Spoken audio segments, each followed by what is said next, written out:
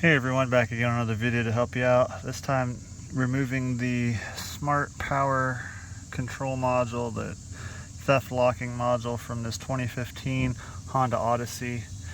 This controls obviously the anti-theft system and the locking, remote locking and unlocking of your vehicle. It also does power distribution and several other things, I'm sure. This module was bought by a customer who needs it for whatever their issue is. I don't know what kind of syncing or modding or anything programming, flashing, or anything that needs to be done with this. This is just a where is the module and how do I remove the module video. So if this helps you out at all, drop a like down below and subscribe for more of these. It saves everybody time and money when they can do things like this at home or at a local shop instead of having to take it to a dealership. In any case, this is where the module is, and these are the tools you'll need to remove it.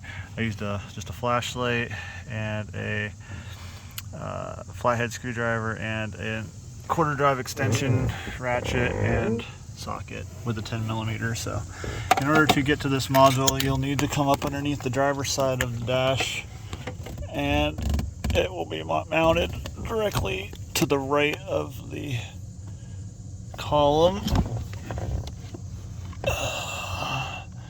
and it'll be tough to find. I had to feel for it after finding the module because the module sits up over to the right, basically above the gas pedal is where you'll find the module, but it has this bracket that works off of it.